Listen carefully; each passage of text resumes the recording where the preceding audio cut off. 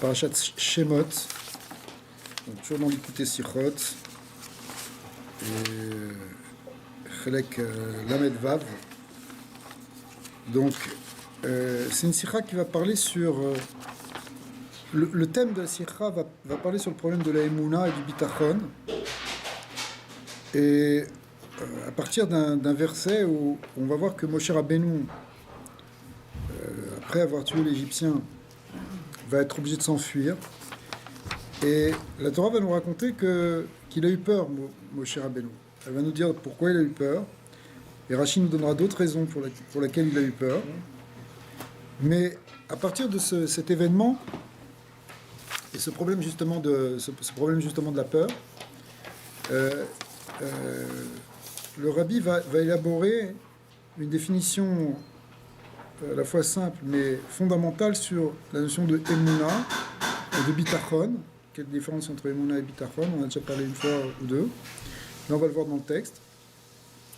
Et comment ça s'applique à nous concrètement. Donc c'est un sujet qui est important. C'est central. Hein. La notion de Emouna, c'est comme a dit le prophète Habakkuk. La Gemara a dit que Habakkuk a fait tenir toute la Torah entière, les 113 mitzvot, il les a fait tenir dans une mitzvah, qui est la Emouna. Tzadik be'emunato yirye. Que le tzadik, il vit par sa Emouna. Et vivre avec sa Emouna, c'est-à-dire que la Emouna, c'est ça, toute la Torah finalement. Alors on commence. Ve'igdal Moshe ve'yetse elechav ve'goma. Le verset dit que Moshe a grandi. Et il a grandi pas simplement en âge, mais il a grandi aussi en prestance. Puisque l'histoire de Moshe commence quand il est tout bébé, etc. Puis finalement, il a grandi. Vaya ish mitzri make vegoma. Il a vu un Égyptien qui était en train de frapper. On sait qu'il était en train de frapper chaque jour. Il frappait le même juif parce que le soir, il se faisait passer pour... il le faisait sortir de sa maison pour le faire travailler. Il rentrait dans sa maison et il prenait sa femme. Et après, le lendemain, il le frappait. Et en plus, il a vu qu'il s'était rendu compte qu'il y avait quelque chose. Donc, il était encore plus en colère. Donc, il le frappait encore plus. Donc, c'était vraiment de l'oppression de tous les côtés. Et Moshe Rabbeinu... donc l'a vu et il a regardé d'un côté à un autre. Le Zohar dit c'est quoi vers ko vako? Ko c'est 25 en Gematria. Ça veut dire c'est les 25 lettres du Shema Israël, du verset Shema Israël. Vako, il est 25 lettres, bien qu'il y en a 24, mais la 25e elle est cachée, mais elle va se dévoiler bientôt, au nom de Mashiach. Donc les 25 lettres de Baruch Shem Kevod Malchuto le Olam Vaed, le deuxième pasuk de Shema Israël, qui représente tous les deux le Yichud Hashem. Et c'est par le Yichud Hashem que ce Mitzri est parti. Il y a une symbolique très profonde ici, que le Yichud c'est ça qui tue les ennemis. C'est une explication, il y en a d'autres aussi. Mais en tout cas, bon, c'est marqué, et il a tué avec un Shem Kadosh, c'est ça. Vayomer la Racha, un autre jour il est sorti, et il a vu deux juifs qui étaient en train de se battre, Datan et Aviram, les fameux problèmes, ceux qui posent toujours des problématiques, les chefs du Evrav, qui posent toujours des problèmes à Moshe Rabbeinu. Merci. Et ils étaient en train de se battre, et Moshe Rabbeinu essayait d'intervenir. Il a dit, Lama Take, pourquoi est-ce que tu vas frapper ton prochain? C'est le Shem Kadosh d'ailleurs. Vayomer, alors quoi, tu vas nous tuer, comme tu as tué Kacher, Akta et ta Mitzri, comme tu as tué l'Égyptien. Vaïra Moshe a eu peur. Vayomer, Achen Nuda Davar. Il s'est dit, ainsi la chose est connue, puisque apparemment il savait. Vaishma Paro, et la suite des versets nous disent que Paro a entendu cette affaire. Vaïvakesh la rogue Moshe, Vaïvrar Moshe, Vaïgomar, il a essayé de tuer. Le Midrashim nous dit qu'ils l'ont attrapé, ils ont essayé de le condamner, mais il y a eu un miracle. Et puis finalement, il est parti. Rashi explique Vaïra Moshe, Kepshuto, il a eu peur. C'est normal. Les choses sont connues, il va se faire attraper, il va être condamné, donc il a eu une crainte. Mais le Midrash dit Daglo al Raab Israël Reshaim de la Torin, Amar Meata Shema Enam Rivim Ligael. D'après le Midrash, c'est pas pour lui qu'il a eu peur, il a eu peur pour le peuple d'Israël. Il s'est dit quoi? Il y a des délateurs dans le clan d'Israël, des gens qui dénoncent, et puisqu'ils l'ont dénoncé finalement à la police de Paro. Donc il s'est dit, s'il y a des gens comme ça, peut-être qu'ils ne mériteront pas de sortir. Parce que pour nous, pour faire une chose comme ça, c'est quelque chose qui bloque en quelque sorte la Géoula. On sait très bien, même le deuxième Beth Amikdash a été détruit à cause de la Sinat Rinam. Et donc la pire des choses, c'était cette idée d'être Moser, de dénoncer.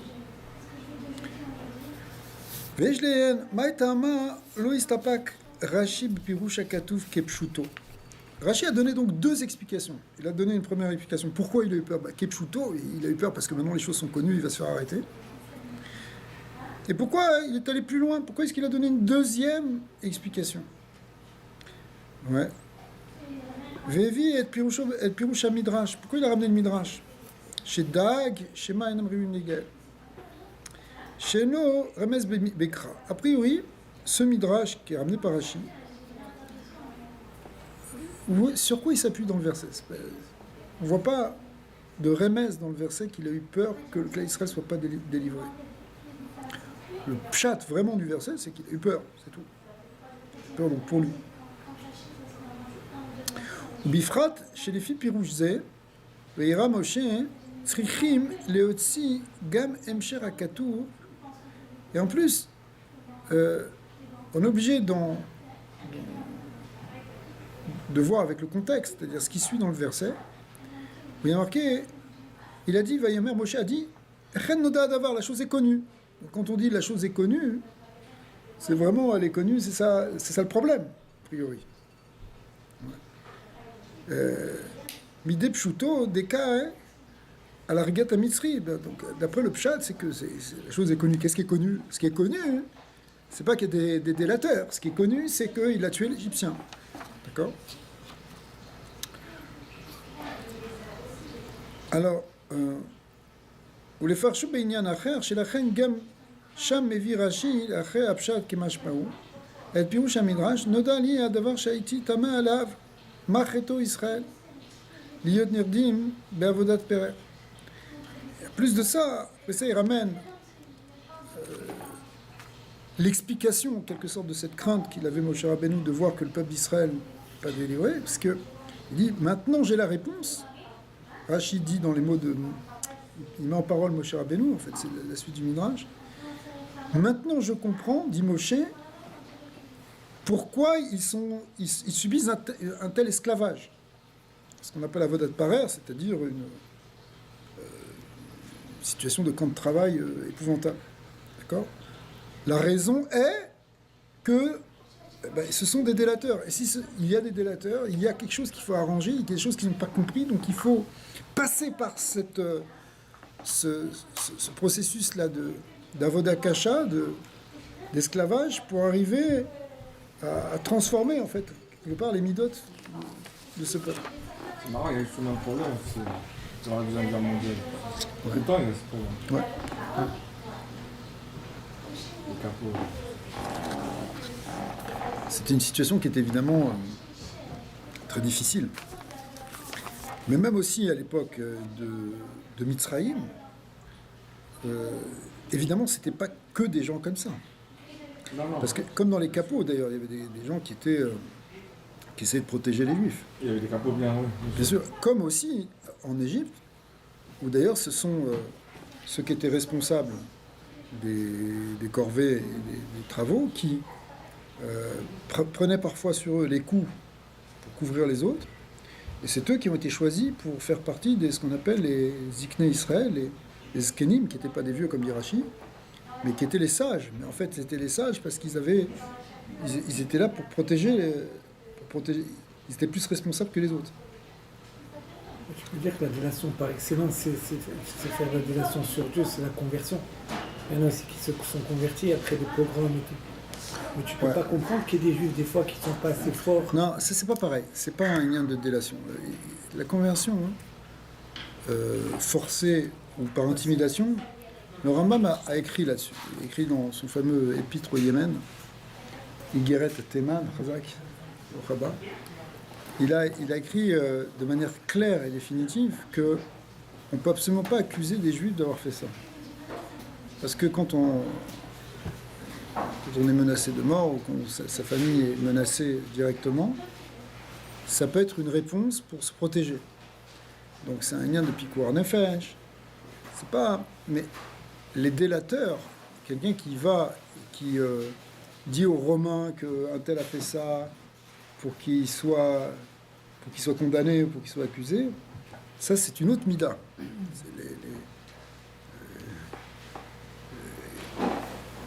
Tu peux être passif ou tu peux être collabo, ça dépend, tu comprends? C'est-à-dire tu peux... Alors là, ça c'est pire, des gens qui vont dénoncer des gens... T'as rien demandé. Par rapport à... Pendant la guerre, le gars qui va et qui passe discrètement, un coup de téléphone pour dire qu'il y a un juif qui habite à côté de chez lui. Ça c'est... On lui a pas demandé d'aider, mais on lui a pas non plus demandé de dénoncer. Je sais tout ça, un Moser il peut même pas compter dans le mien. Mais on peut même pas dénoncer un juif, on peut même pas dénoncer quelqu'un au goïm. C'est une chose. Mais je te parle dans ce cas précis de persécution, peut-être on peut pas supposer qu'il y a des gens qui l'ont fait en échange de sauver la vie de... Alors c'est possible, mais en tout cas c'est pas le cas ici de Datan et Aviram, qui sont les prototypes au contraire de... des délateurs officiels et qui sont des magouilleurs. Si je ne me trompe pas, Evan m'avait dit, à un moment donné, le Ben Ishmael il a été emprisonné. Il avait écrit sous un autre pseudonyme des livres. Il écrit ce que je voulais dire, des livres. Et il ne comprenait pas. Il a eu la peine, il était en prison, mais il a pensé que lui, il était en prison, il a eu une révélation générale. Il a fait comprendre qu'il est venu, parce que justement c'était des chameaux de délateurs qui étaient revenus réintégrer en briques ou en ciment la prison. C'est pour l'emprisonnement pour rester. Et lui, il a pu libérer leur Neshamot en écrivant les livres. On dit même que les deux groupes un condamné à Zarzel et un c'était Nathan et l'autre un Diram. Comment la vie avait fait, comment ça revenu. Il venait réincarner dans ses boucs. C'est possible, ouais. Je crois que c'est Nathan qui était celui condamné à Zarzel. Les deux boucs, je pense. C'est grave, non? C'est genre, tu dénonces un juif. Ouais, c'est une peine de mort, je pense. Ouais, c'est Mita. D'ailleurs, c'était une des questions dans la Gemara de Tchèque, non, Rabbi Daniel? Efchar la rogue miyad, c'est-à-dire on peut, même sans jugement. Oui, c'était une des questions posées pour la Gemara de Tchèque Blanc. Comme ça, quand tu t'es volé avec le qui a fait un mou, il fallait le tuer. Et quand il a été avant, parce qu'il a provoqué tout ce... Ouais. L'Agma a dit là-bas, c'est que ils auraient pas dû... il avait un digne, bien sûr, de délateur. Comme aussi à l'époque de Rabbi Shimon Bar Yochai, c'est pour ça qu'il s'est enfui dans la grotte. Il y a des gens qui l'ont dénoncé. Ouais. Parce que lui, il parlait du mal sur les... Sur les ponts, les Romains. Il disait du mal sur le pouvoir en place, le pouvoir romain. Le dénigrait. Et bon, un rabbin qui dit du mal sur le... C'est sûr que ça se fait pas, quoi. Il y a quelqu'un qui était là-bas et qui est allé le raconter. Ah, ça y est. Dans les palais de Rome. Il disait qu'il faisait tout ce qu'il disait. Pourquoi il faut être bien avec eux, ils nous protègent. Et si ça, ils disaient, mais non, c'est pour faire de l'argent qu'ils font tous ces ponts, c'est pour avoir de taxes et tout ça. C'est bon. Bah oui. Ok, alors, Viesh Loma à Biyour, basé Bepshuto. Kavanat Rashi, il est chef couché Klali, Bekatouvze, le Main of Kamina Paradze, de Asipour, Shevayera Moshe, Vayomer, Achenoda Davar, Are, Irazu, Logarma, les Shumase. שהרי לא ברר משה אל מדיין, אלא אחרי ששמע פרעה. על כן הוא ביקש להרגו. Il y a une question qui est posée dans les Mefarshim et qui demande, mais Moshe Rabbi, il a peur parce qu'il dit Achen Noda d'avoir la chose est connue et pourtant on voit qu'il fait rien puisque après ça il se fait arrêter. C'est seulement qu'après qu'il est parti à Midian. Ça veut dire qu'il aurait pu partir tout de suite. Pourquoi on l'a pas vu s'enfuir immédiatement? Si tu as peur de te faire arrêter, va-t'en maintenant. On voit qu'il a eu peur, mais ça n'a rien fait. Rabbi Daniel, tu as dit un truc intéressant qu'on peut revoir aujourd'hui encore, tu as dit qu'il n'était pas étonné qu'il y avait ces conditions d'esclavage parce qu'il y avait ces délateurs et tout. La semaine dernière, j'ai lu un article où ils disent qu'en France, je ne sais pas si c'était sur Internet partout, au ministère du Revenu, tu vois, il y a toute une cellule de 25 personnes à Bercy qui s'occupent, tu vois, de cartographier tous les appartements des Juifs qui ont fait la LIA, leur compte de banque, tout. Et là-dedans, il y a des Juifs français qui dénoncent, tu vois, qui parlent l'hébreu, etc.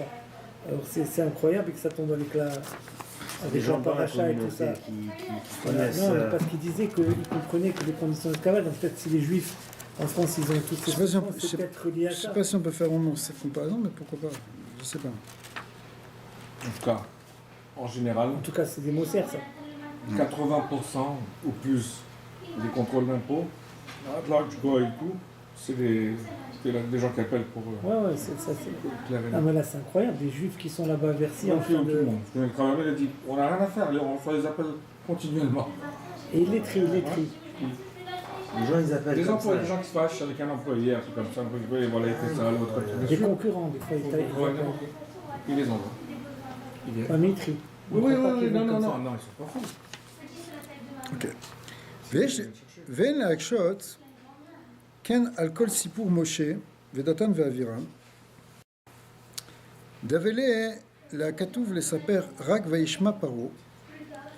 Alors, on aurait pu dire que on aurait pu sauter en fait cette histoire de Datan et Aviram simplement que Vaishma Paro, qu'il a entendu que le Mitzri a été tué.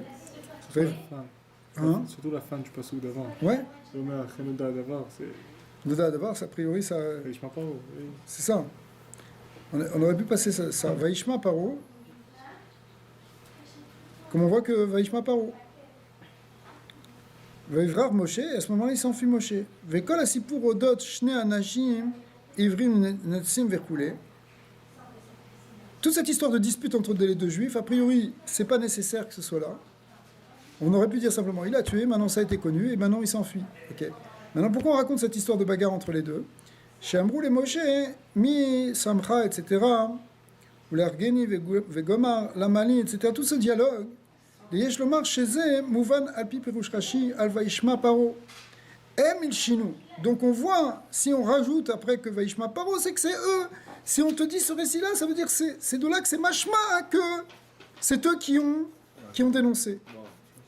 Nimsa, c'est basé, mais sa père, Akatouf Ketsad, Igia Shmu Azul et Paro.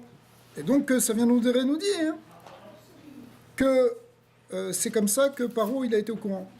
Aval Enze Metaretz, Aimai Siper Akatouf Alderer, Yirato Shel Moshe. C'est vrai, on peut dire que ce récit est intégré là-dedans pour nous dire effectivement qu'il a été dénoncé, mais en quoi ça intervient la ira de Paro de Moshe, pardon. ולכן מביא רש"י פירוש המדרש שיראתו זו של משה היה דאגה שמא אין ישראל ראויים ליגאל. Donc c'est pour ça que finalement, puisque ça rentre pas dans l'articulation du fait qu'il aurait peur pour lui, d'accord, c'est bien pour nous dire que s'il a eu peur, ça le midrash. Cette histoire-là est racontée parce que pour nous dire qu'en fin de compte, sa crainte, elle était pour le cas d'Israël. D'accord.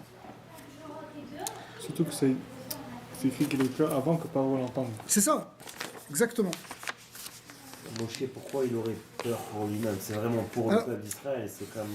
Ça, j'allais vous dire, il était au palais, il était super bien il n'a placé, pas de quoi. Non, mais, oui, même peu importe. Si on apprend qu'il a tué un Mitzri, Il était perçu comment, lui? bah, pour l'instant, il était perçu... Il Comme était, un Mitzri, non? Mais non, Rabbi Daniel, Pas, non. pas 100%. Comment Paro était avec lui? Parce que Paro, il avait des doutes, ou il a eu des doutes? Oui, il y a eu les fameux midrashim où ils disent, Ouais, c'est pour ça qu'il est devenu après Beg, etc. Mais toutes ces questions-là, toute cette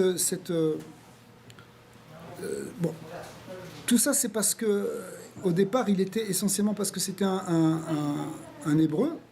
Tout de suite elle a reconnu Bithia comme étant un juif. Ouais. Et après il a grandi comme un égyptien, mais on le voyait quand même comme un hébreu. D'accord? Donc c'est sûr qu'il avait une faille quelque part. Il était pas complètement intégré dans le système de Paro. Donc si on apprend qu'il a tué un Égyptien, c'est le grand scandale. C'est quand même un Juif qui a tué un Égyptien. Mais lui, quand il a su qu'il n'était pas un Égyptien? Il a su dès le départ, puisque tout de suite ils l'ont ramené. Il a grandi chez ses parents les premières années. C'est après qu'ils l'ont amené au Mesbou. Donc il a grandi de ça. Ouais.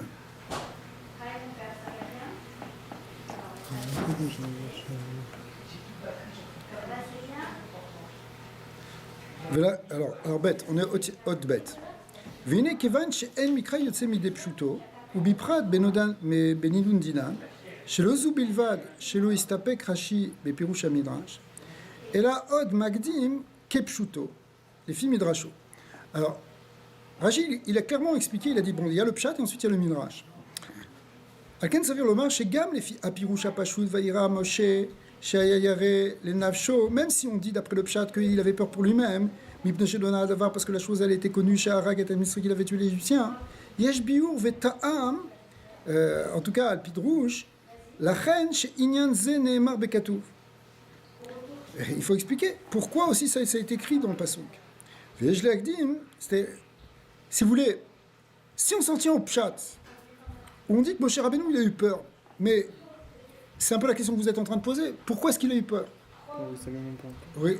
Et, non, mais même s'il le sait, même si maintenant il est Noda Davar, il a compris que ça va se savoir puisque les gens en parlent, c'est le pshat, a priori.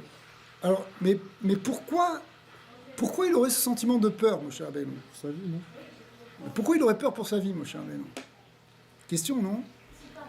Pour nous, c'est peut-être pas une question parce que c'est évident que nous, on aurait peur. Mais pourquoi Moshe Rabbeinu, il devrait avoir peur? Il n'a pas confiance en lui, il n'a pas confiance en Dieu. Il n'a pas encore vu. Quand même, il est le fils d'Amram, il est... Il est mis avec lui, mais. En fait, la question n'est pas exactement comme ça. La question, Il regrette ce qu'il a fait. la question, si vous voulez, que pose le Rabbi là maintenant, c'est pourquoi est-ce que la Torah nous raconte qu'il a eu peur?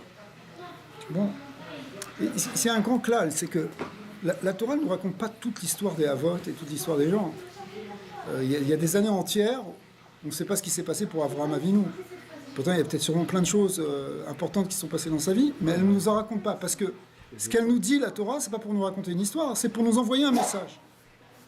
Donc, peut-être qu'il a eu d'autres peurs, peut-être qu'il a eu d'autres choses, hein, mais si la Torah, elle dit quelque chose, c'est pour nous apprendre quelque chose, toujours. Alors, qu'est-ce que ça vient nous apprendre? Qui est plutôt de dire que Moshe Rabbeinu, il a eu peur. D'accord. Si c'est parce qu'il a eu peur comme n'importe quel être humain, alors bon, on n'avait peut-être pas besoin de le savoir, mais si la Torah nous le dit, c'est que ça vient nous apprendre quelque chose. Vous avez compris la question? Ouais. Pourquoi la Torah a dit ce verset? Pourquoi elle nous dit qu'il a eu peur? Même Kepchuto. Il a déjà eu la prophétie que quand il allait tuer quelqu'un, que ça allait être le moment de délivrer, que tout le processus allait s'enclencher. Non, mais ça, c'est pas le pshat. Ça, t'es déjà dans le midrash. Il a peur.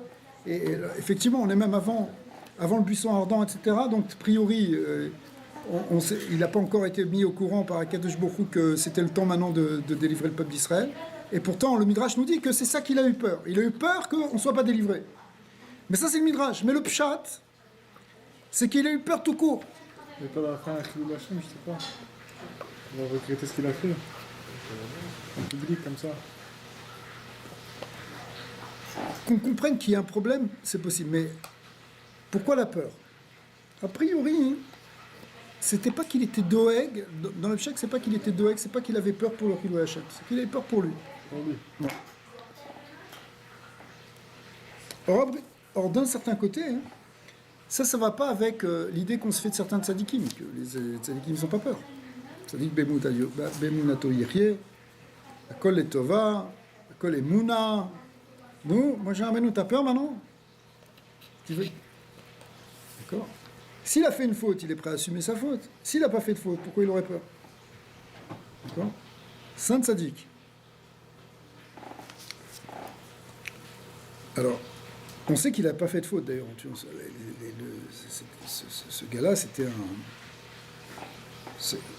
Si on a parlé des capots tout à l'heure, cet Égyptien qui l'a tué, on ne le compare pas à un capot, on le compare à un SS. Il faisait exactement des choses que. D'accord? Donc il avait raison de le tuer. Ce gars-là était tout simplement en train de tuer un autre juif. C'est pour ça qu'il l'a tué. Ça veut dire que je finis de valider la vérité. C'était ça. C'est ça l'histoire. Il allait la nuit avec elle et il avait vu que le mari s'en est rendu compte. Alors il le frappait encore plus. Il le frappait et il allait le tuer. Quoi. Donc c'est sûr que ce qu'avait fait Moshe Rabbeinu, c'était pas. En plus, quand on dit Vayer Kovako, c'est-à-dire qu'il a beaucoup réfléchi avant de le faire. C'est pas quelque chose qui était impulsif. Donc, après, il y a des choses très profondes dans la Kabbalah sur ça. Alors, c'est quoi cette peur? C'est la question. La question, c'est pourquoi la Torah nous raconte ça? On va dire que c'est ça la question. Yesh l'agdim divrei amidrash à la pasuk Vayer Yaakov Meon Vayetzer Lo. C'est que la peur est humaine, elle est normale pour eux. Chazak. C'est possible, mais est-ce que c'est ça vraiment la leçon? Alors, le Rabbi ramène un autre pasouk. Kipchuto. On rentre déjà dans autre chose. Ouais, peut-être. Alors, regardez, parce que pour expliquer ça, il va ramener quelque chose avant dans la Torah. On voit déjà quelqu'un qui a eu peur. C'était qui? C'était Yaakov Avinu. Yaakov Avinu, avant qu'Esav arrive, il a eu peur. Et il y a un parallèle très fort entre Yaakov et Moshe. D'ailleurs, Rachid le ramène, de même qu'il est allé au puits. Moshe aussi est allé au puits.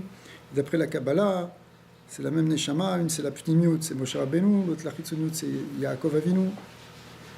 Donc, ils ont deux histoires parallèles qui se ressemblent par certains côtés. Moshe, même chose, il est parti hors de chez lui pour aller marier une fille, la fille de Yitro, alors qu'Yaakov Avinu était parti aussi pour aller prendre la fille de Lavan. Il y a un parallèle entre les deux. Alors, Vayira Yaakov Meod Vaytzar Lo. Rabbi Pinchas Beshem Rabbi Reuven. Et les psukim, c'est marqué dans le Midrash Rabbah, que Rabbi Pinchas dit au nom de Rabbi Reuven, Shne bnei Adam, Abitachon, Iftichan, Akadosh Borou, Venit Yaru. On parle ici de deux hommes. Quels deux hommes? Yaakov et Moshe. Dieu leur avait promis et ils ont eu peur. Abachur Shebeavot, le meilleur des patriarches, c'est-à-dire Yaakov, Ve'abachur Shebeneviim, et le meilleur des prophètes, c'est-à-dire Moshe Rabbeinu. Abachur Shebeavot, c'est Yaakov, et Gomar, etc. Ve'amarlo Akadosh Borou Veine Anochi Imcha, il lui avait promis, je serai avec toi, n'aie pas peur, je serai avec toi. Bassof, Nitiara, et à la fin il a eu peur, Sheneimar, Vayar, Yaakov, Vayira Yaakov. L'autre exemple, c'est qui? C'est Moshe Rabbeinu. Abachur Shebeneviim, c'est Moshe. Ve'amarlo Akadosh Borou, qui est Imcha. Avant ça? C'est une question. Ou les Bassof, Nitiara. Vayomer Hashem el Moshe, al tira auto. En Omer al tira auto, et là, les Miché Nitiara. Hashem lui a dit, n'aie pas peur. Et pourquoi il lui a dit, n'aie pas peur? Comment c'est le capot?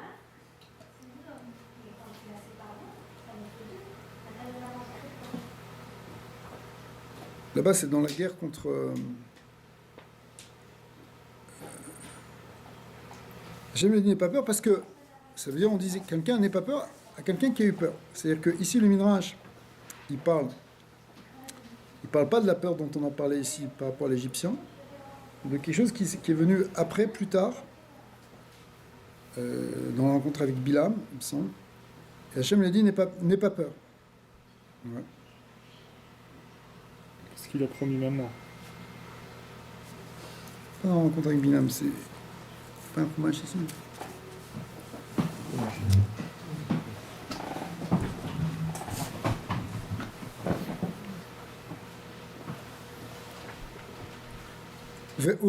Donc en tout cas, on voit que Hachem lui avait promis Non, mais il faut un Chumash Bamidbar.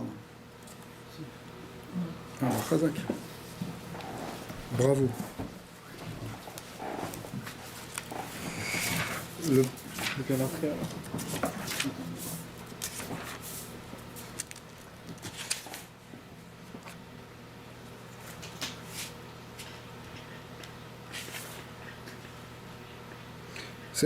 À la rencontre, pardon, c'était dans la guerre contre Bashan, contre Og ben Arabashan. C'est Moshe Rabbeinu lui-même qui a tué Og ben Arabashan. Donc quand ils ont envahi son territoire, Kadosh Baruch Hu lui a dit Ve'yomer Hashem el Moshe al tira oto, n'aie pas peur. Ki biyetra natati oto, parce que je vais te le mettre dans tes mains. Ve'et kol amo et tout son peuple, ve'et arzo et sa terre, ve'asitalo ka'asher asita li Sichon mela emori, shereshev becheshbon. Même que vous avez gagné le roi de Sichon, le roi de Emori, maintenant vous avez gagné Og, le roi de Bashan. D'accord? Mais il lui a dit n'aie pas peur. Alors le Midrash il dit pourquoi il a dit n'aie pas peur, ça veut dire qu'il avait peur. Quand tu dis à ton fils n'aie pas peur, c'est parce qu'il a peur. Or Hachem lui avait dit plus haut, justement, à l'époque du buisson, du Séné, il avait dit je serai avec toi.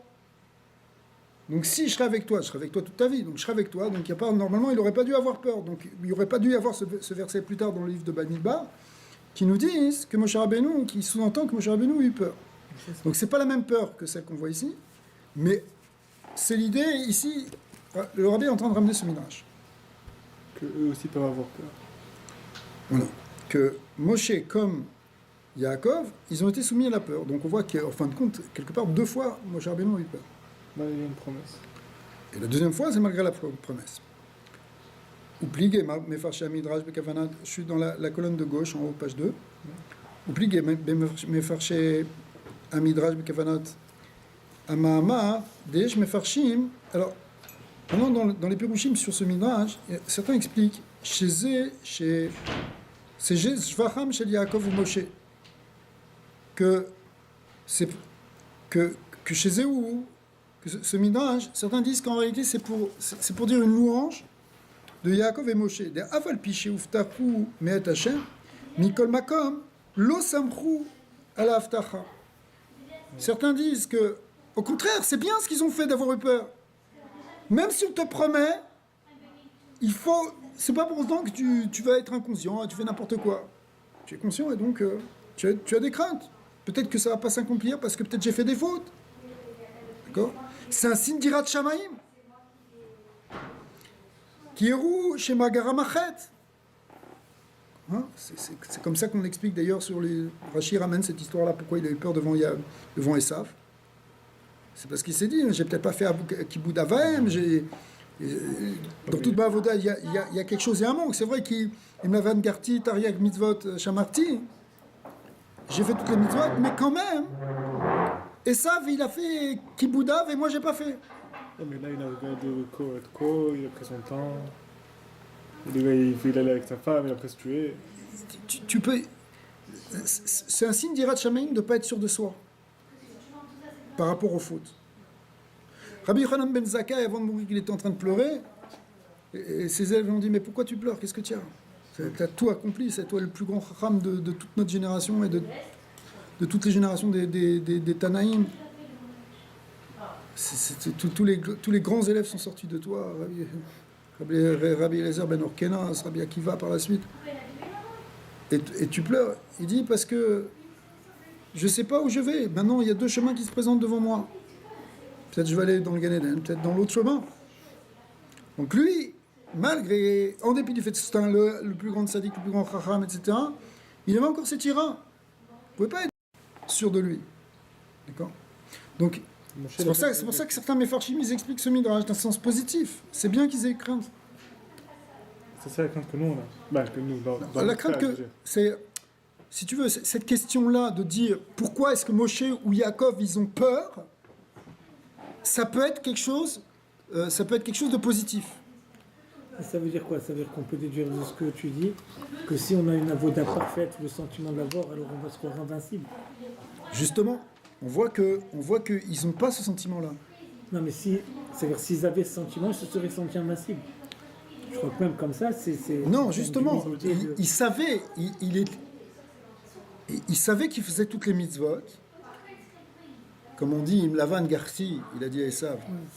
Tarek Minach Shamarti. Il sait que c'est un tzaddik gamour, il n'a pas. Mais en dépit de ça, ça fait partie, si tu veux, quelque part, avoir une. En d'autres termes, ou pour le dire autrement, cette peur-là, c'est une forme de peur de Hirat Shamayim. D'accord? C'est ce qui va être dit, effectivement. Veshour, enam reouim lekimabit avtachazu. Peut-être que, à cause d'une faute quelconque, il serait plus méritant de recevoir cette promesse qui leur a été faite. Avaliyesh mefarshim, mais d'un autre côté, d'autres mefarshim expliquent chez Kavanat Midrash, Shen Lilmod Mehed. C'est que le Midrash est en train de nous dire non, c'est quoi ces deux-là? C'est soi-disant les meilleurs et ils ont eu peur, et il ne faut pas faire comme eux.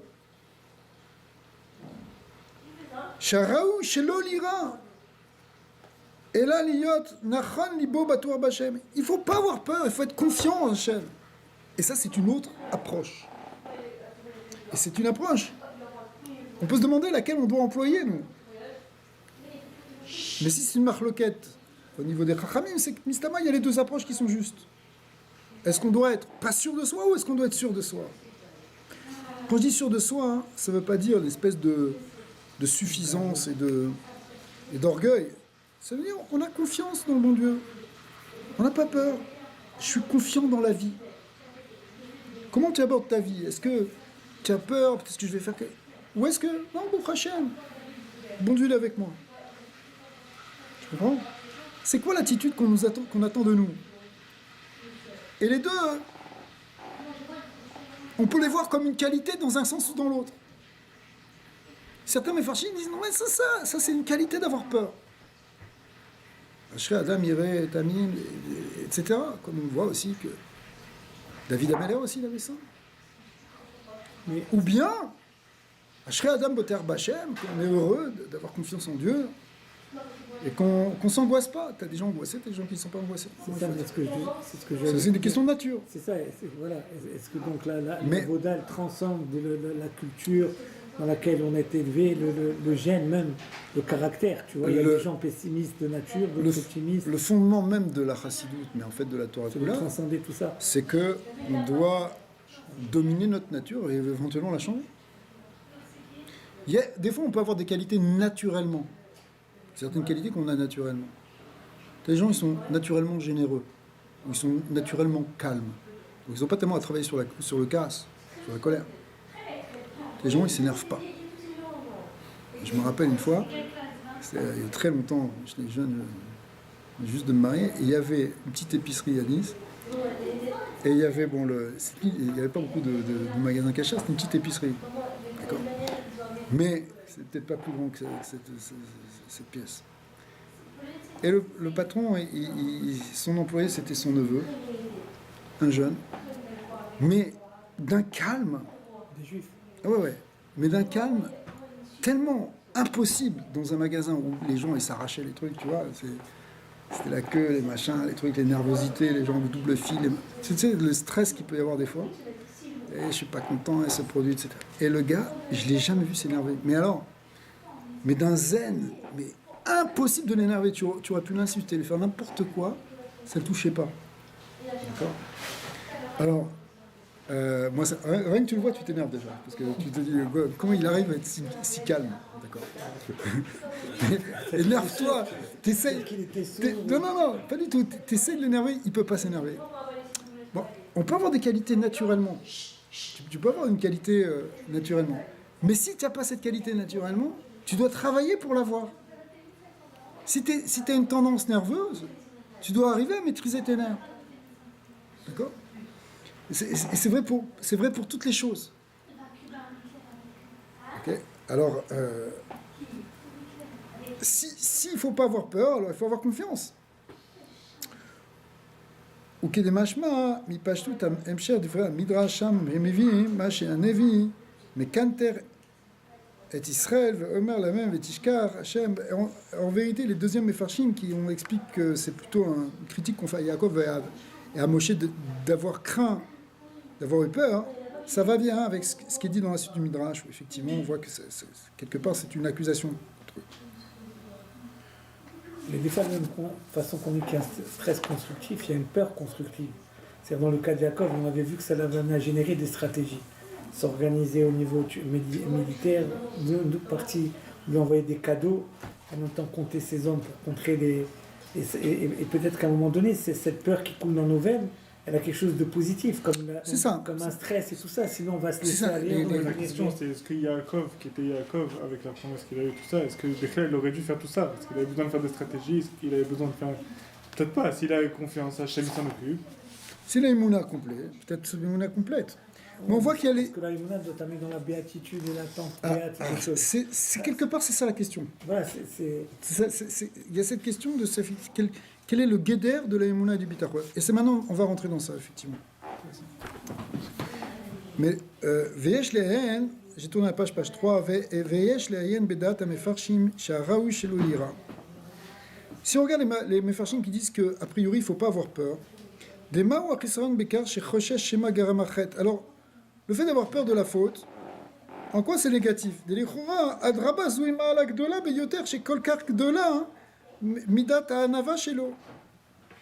Au contraire, c'est bien d'avoir peur de ses fautes, entre guillemets. Parce que tout le temps, tu es en train de te poser la question, est-ce que ce que je fais c'est bien ou pas? Est-ce que j'ai fait une faute ou est-ce que j'ai pas fait une faute? C'est une signe d'Irat Shamayim. Donc, c'est difficile. Ceux qui disent, et ça va dans ton sens, c'est-à-dire comment on peut dire que c'est pas bien d'avoir peur? Oui, mais il y a avant et après agir aussi. Si tu penses ça comme ça avant d'agir, tu n'agis pas. Donc, comme ça après agir, c'est différent. Moshe finalement il a fait ça, après il a eu peur. S'il avait peur avant, il aurait peut-être pas fait. Peut-être. On va voir maintenant. Arché Lazou, Ibeklalut. Shilou Nishmat, Yosef Ben Simcha, Yosef Ben Simcha. et Mahloul Ben Zari. Mahloul Ben Zari, Hashem. Et Yonatan Ben Simcha aussi. Arché Lazou, Ibeklalut, Midat Abitachon. En réalité, cette question-là, c'est la question fondamentale du bitachon, ce qu'on appelle le bitachon. Le mot betar en hébreu veut dire sûr.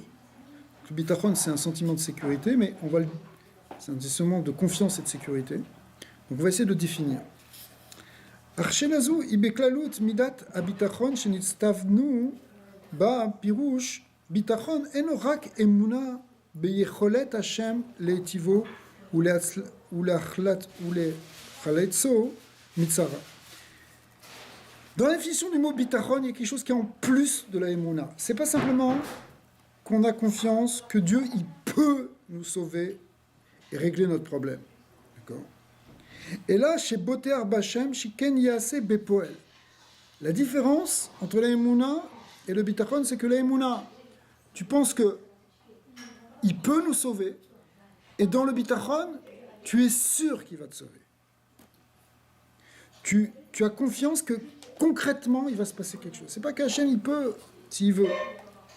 C'est que tu as confiance qu'il va pas te laisser. Il va pas te laisser dans ce matzah. C'est pour ça que c'est des étapes. Il y a d'abord la Emouna, ensuite le Bitachon, comme avait dit Rouachkin, ensuite la Géoula. C'était très fort en fait. En 2 mots, il a dit quelque chose de très fort. Shadavar Vadaï Etzlo. Vadaï Etzlo. La chose, elle est évidente, elle est sûre pour toi que ça va s'arranger.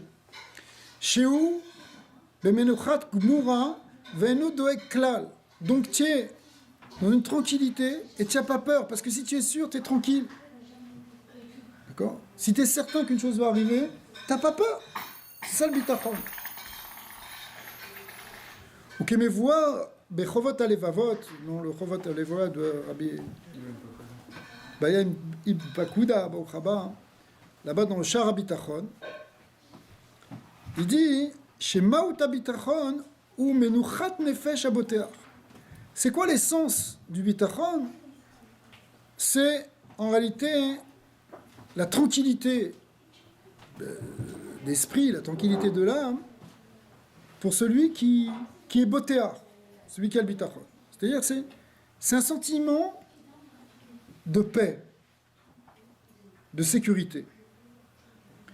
Veshiye libo samour al mi shebotar alav sheyase atov ve'anachon lo Benyan Ashrei Yiftar Alav.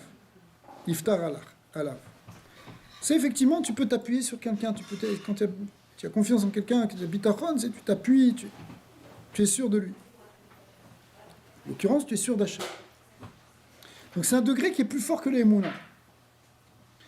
Vetsaïr Biyou, il faut expliquer. Maou Ayesod, les Vadaout Zou. D'où tu aurais cette Vadaout? Comment tu peux être sûr? De Kevan Afilou, Keshesh Aftacha, Mefureshet, Meet Hashem.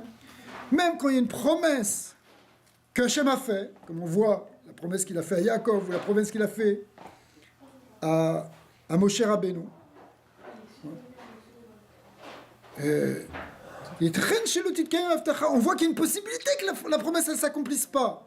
Pourquoi? Parce que chez Magaramachet, parce qu'on ne peut pas être sûr de soi. Peut-être que je ne mérite plus cette promesse. D'accord? Encore plus, à plus forte raison, quand il n'y a pas explicitement une promesse, comment est-ce que tu peux être sûr?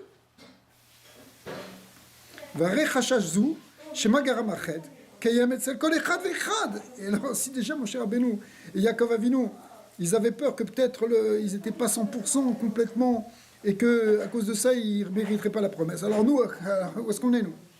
Plus forte raison qu'on doit avoir peur que c'est pas sûr que ça va, qu'Hachem va nous protéger, que c'est pas sûr qu'Hachem va nous donner ce qu'on a besoin. Ouais. Comme c'est marqué que, comme le passouk dans Kohelet, il dit qu'il n'y a pas un tzaddik qui est 100%, complètement 100%. Juste.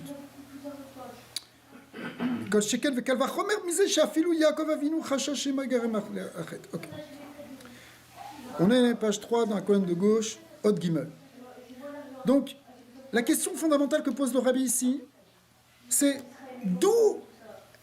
qu'est-ce qui fait qu'on pourrait être vraiment dans le bitachon?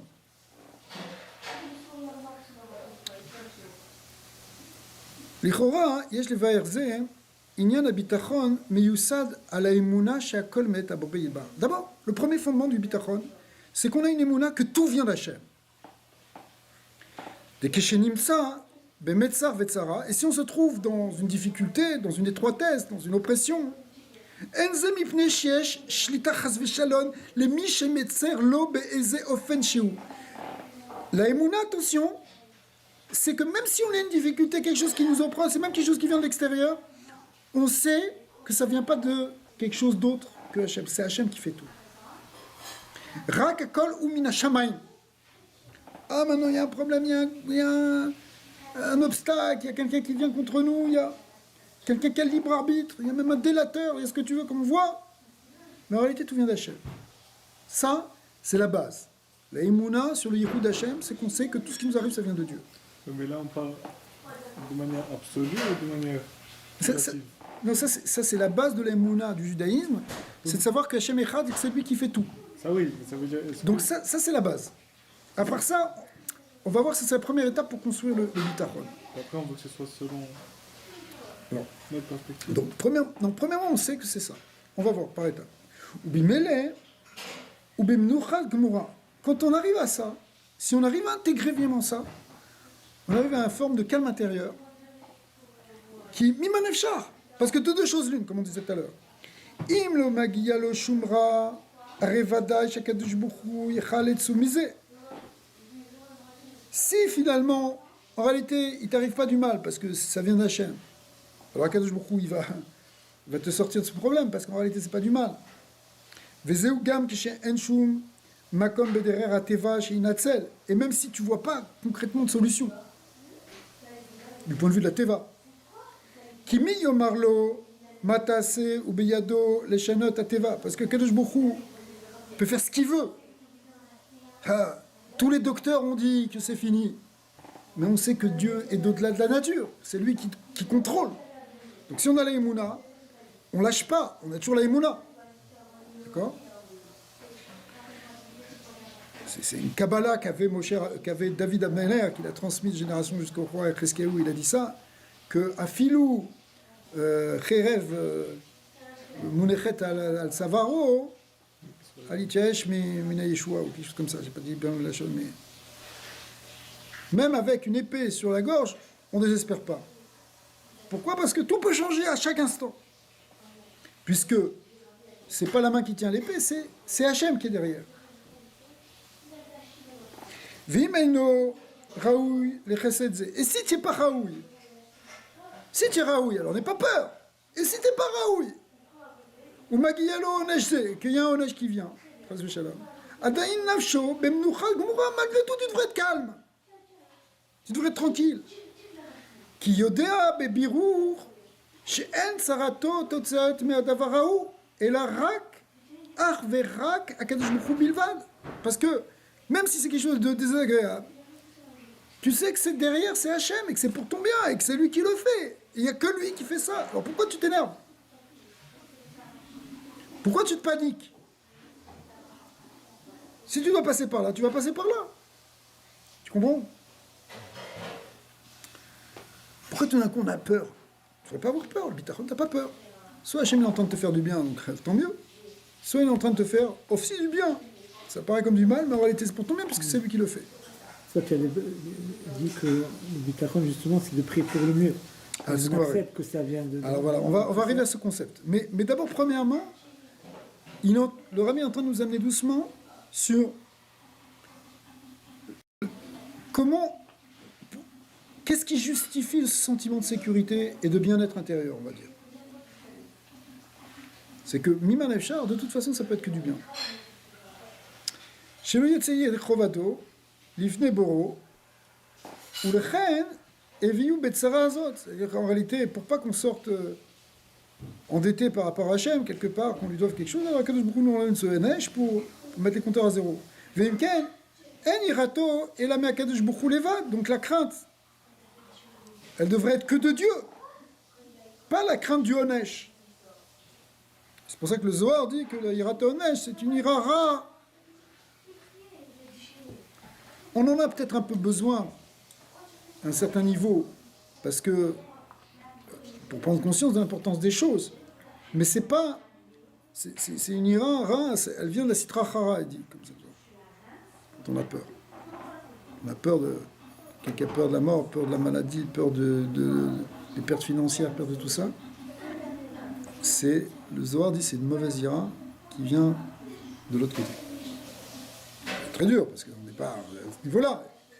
Malgré tout, si on suit la logique, bien sûr, il ne peut rien y avoir de mauvais. Donc pourquoi j'aurais peur? Veotzot, chez Zegufo, ou les Tovato, et non seulement... Même si c'est un Onesh qui est en train de te réparer, parce que les Onashim, c'est pour faire des tikkunim, pour réparer. Mais en réalité, c'est chez eux Goufa, ou les Tovato, c'est pour ton bien en vrai. En vrai, tout ce qui t'arrive, c'est pour ton bien. Kiadoua, chez Gam Onshe Torah, Emchazdo, chez la Kadosh Baruch Hu. C'est très clair. Un peu d'études de la Torah permettent de le comprendre rapidement. C'est que les Onashim qui sont punitions, entre guillemets, qui sont marquées dans la Torah, ça vient en fait du chesed d'Hachem. C'est juste une réparation. Les nakot et Adam, l'ibgam avera, c'est le lien de kapara, de nettoyage, des fautes. Vimken, el makom les daga vira. Donc si on s'en tient là, il n'y a pas à avoir peur. Soit Hachem est en train de te faire du bien, soit Hachem est en train de te nettoyer, mais dans tous les cas, c'est pour du bien. Ve'alpize, mouvan, shen advarim, sotrim zelazé. Donc en fin de compte, on peut comprendre que les choses ne sont pas contradictoires. Tu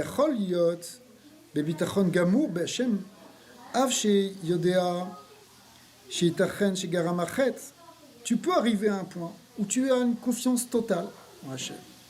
Et en même temps, tu peux savoir que peut-être que tu as fait une faute. Et que ça crée une certaine forme de crainte. Velo Isake, et que, à cause de ça, tu subiras peut-être une forme de tsara. Kienze gorea mimnuchat nafsho beyado shekol ha'onsh anase imo umeito idbara. Parce qu'en fin de compte, ça ne contredit pas le fait, tu peux savoir que tout vient d'Hachem, mais en même temps, tu te dis, peut-être que même je vais prendre ça. Uma shekadvu mefarshim chez les dates midrash raou chez l'olira.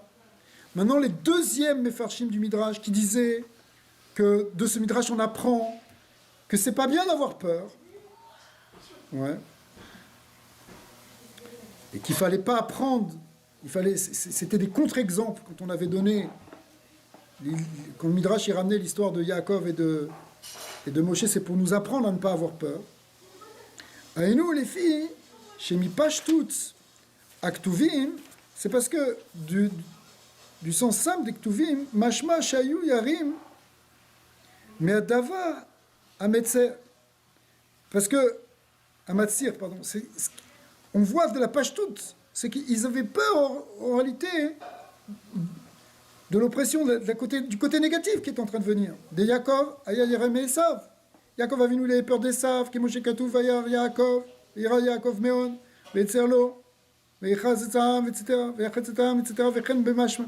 Bemoshe, Altira Oto. On voit que d'un côté, les psukim nous montrent bien que Yaakov, il avait peur de Esav. Alors il ne faut pas avoir peur de Esav, il faut avoir peur d'Hachem.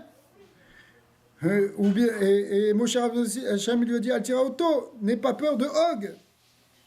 Tu as peur de Og maintenant? Donc c'est les Mefarshim, ils sont en train de te dire voilà, donc c'est quelque chose de négatif que ce qu'ils ont eu d'avoir peur. Mais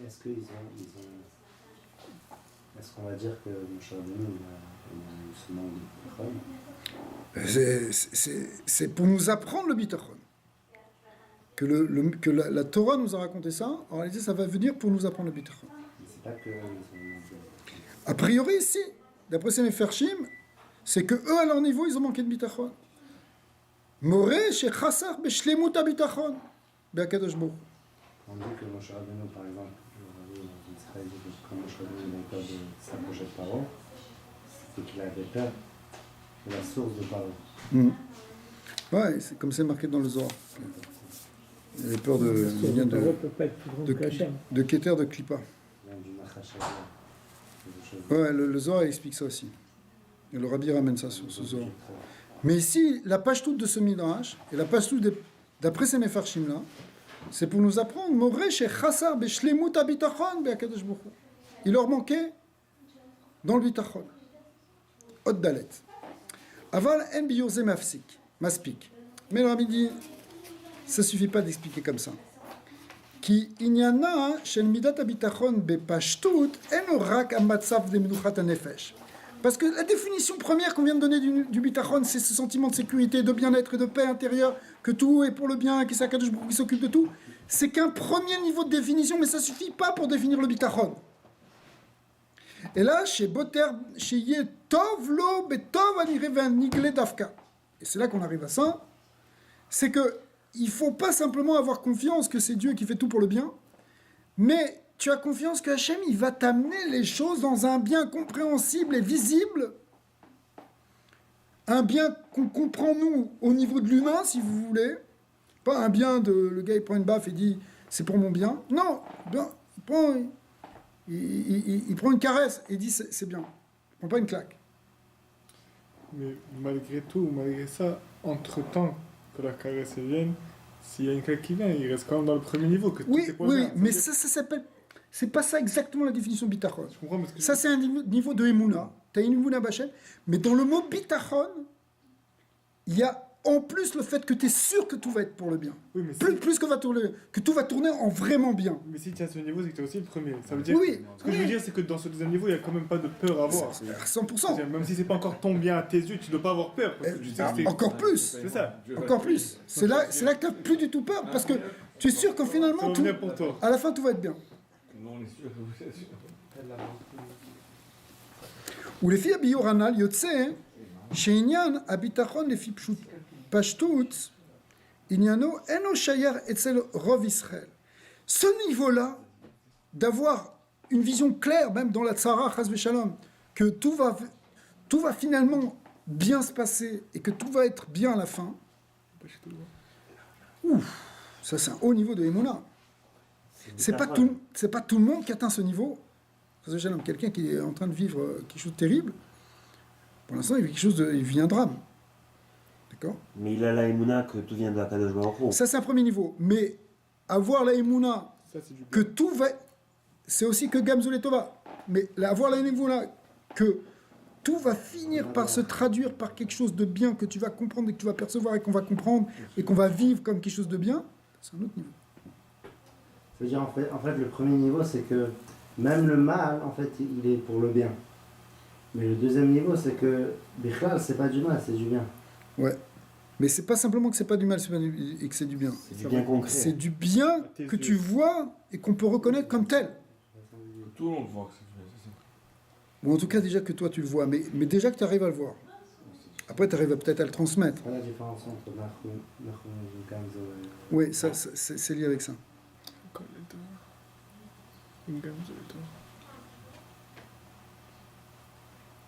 Tout l'union de Gamzoul et Tova, c'est que tu vois pas encore le Tov. Mais tu vas le voir. Tu sais, des fois, de vivre une expérience de négative dans toute sa grandeur, il y a quelque chose de salvateur. Parce que tu vas te dire, c'est sûr qu'il y aura une libération, qu'il y aura quelque chose, parce que ça se peut pas. Quelqu'un m'a envoyé, un ami de France, il m'a envoyé cette semaine un témoignage qu'il a reçu d'une vidéo d'une femme qui parle, qui était atteinte depuis depuis sa naissance d'une maladie très grave, et a priori incurable.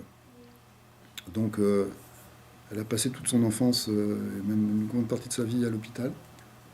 Et les médecins pensaient qu'elle ne dépasserait pas l'âge de 14 ans. Maintenant, elle a presque 45, 50 ans, je ne sais pas quel âge elle a. Elle a vu, c'est des miracles, mais elle commençait ce reportage en disant qu'elle est reconnaissante au Créateur d'avoir eu le mérite et elle employait des termes incroyables, le privilège de naître avec une maladie très, très rare et très grave et incurable. Elle remerciait Hachem de ça. C'est-à-dire qu'elle a tiré, bon après ça elle est devenue une artiste, elle a trouvé Hachem dans ça, dans sa manière. Elle a vraiment, ça a été une révélation. C'est fou l'expérience qu'elle a eue. C'est une juive? Non, c'est pas une juive, mais malgré tout, c'est une expérience humaine, si tu veux, qui est très impressionnante. Mais ce qui est important dans son histoire, c'est qu'elle a vu du bien. Pour elle, c'est une chance qu'elle a eue. On ne peut pas dire que c'est une chance qu'elle a eue. Une enfance, tu passes dans un hôpital à attendre des greffes et des choses très difficiles. Et elle dit c'est une chance et elle remercie le Créateur d'avoir eu ça. Donc c'est-à-dire qu'elle le vit, et finalement elle arrive à le transmettre. Elle le vit comme elle voit vraiment du bien dedans. Pas une émouna que c'est sûrement pour le bien. Hachem il m'a fait ça pour me nettoyer. C'est pas ça ce qu'elle vit. Elle voit que ça c'est positif. Ça l'a amené à Dieu. D'accord. Une expérience de mort clinique pour des trucs. Elle est restée 40 jours dans le coma. Enfin des trucs incroyables. Mais pour elle ça a été. Pour elle c'était quelque chose. Elle le vit comme quelque chose d'extrêmement positif. D'accord. Et il y a plein de gens qui sont arrivés à ça. Mais, a priori, on pourrait dire que c'est mettre la barrière haute. Parce que la plupart des gens, la plupart des êtres, quand ils ont un problème, une tragédie, etc., ils restent avec soit une tristesse, soit bloqués, soit ils n'avancent pas, soit leur vie est détruite, soit, etc. D'accord. Alors, le danger, c'est quand tu vis une épreuve, pour toi, tu es capable de la solutionner. C'est-à-dire tu peux ébaucher, tu vois un éventail de solutions, mais quand tu es devant quelque chose, où toi, tu donnes ta langue au chat, comme on dit, là, tu es sûr que ça va venir d'en haut. C'est très libérateur. ouais, c'est sûr. On se retrouve des fois dans des situations où on n'a pas la solution nous-mêmes. Mais on peut être botard qu'il y a une solution. Voilà. Il faut avoir cette émouna. Le fait d'être botard, ça crée la... Ouais, mais boter ici, ça veut dire être certain que c'est pour le bien. Le vivre déjà comme un bien. Ça, c'est un niveau, peut-être pas tout de suite dans l'instant, mais être capable de se relever, en tirer du bien. Non, mais des fois, tu peux avoir la émouna et te résilier, accepter, tu vois, telle épreuve ou telle perte, ou que ce soit financière ou d'un cher. Et tu vas dire que ça vient d'en haut, c'est sûr qu'il y a une raison, c'est pour le bien. Mais la transcender, la rendre positive, ça c'est un autre. C'est un autre schlaf, c'est une étape. Ouais. Mais c'est ça qu'on. Le bitachon, tu n'as même pas besoin de te convaincre, tu es déjà convaincu. Ouais, mais peut-être tu as fait un travail de bitachon. Attention, il y a une avoda dans le bitachon. Il y a une avoda dans la émouna. Mais des fois, Tu travailles la émouna. Ça veut dire qu'il te donne aussi ce... Tu en es sûr, c'est un Milieu Inyan. Khatrila, c'est- Oui, mais ce milieu khatrila, c'est pas forcément le khatrila, c'est une avoda pour arriver à ça. Mais est-ce que ça peut être la force d'un tzaddik que tu vas voir qui te dit que tout va aller Oui. bien, que tu crois tellement et que tu es sûr dans Oui, ta tête oui, oui, que tu atteins un niveau de bitachon? bien sûr. Bien sûr, les tzadikim, ils sont là en fait pour ça. Moi, Ils sont là pour- moi, j'ai vécu une histoire personnelle. Mon père était très malade il y a 12 ans de ça. Pendant 2 ans, les soins intensifs, mais vraiment, Hachem Ishmor, comme vraiment. Et les docteurs, plusieurs fois, ils donnaient pas 24 heures. Et moi, j'avais 18 ans dans le temps, 17 ans.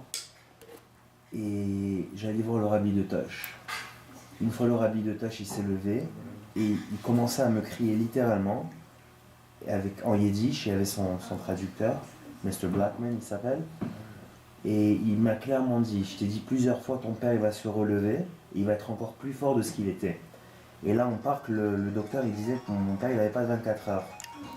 À plusieurs reprises. Je n'étais pas tellement religieux, mais ça m'a donné un gros... Un grand réseau. Aujourd'hui, 10-12 ans plus tard, je réalise que c'était pour mon bien. Parce que ça m'a mis dans un chemin... J'ai maturé, j'ai sauté peut-être 7-8 ans dans ma vie. Littéralement.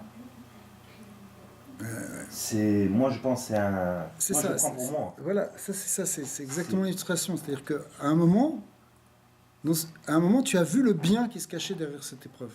Je le vois aujourd'hui. Sur le moment, Ouais, j'ai c'est pas forcément Ouais. sur le moment. Sur le moment, on est trop pris C'est ça. par les choses. À moins d'être vraiment les tzadikim gmourim qui C'est ça. continuent à voir les choses.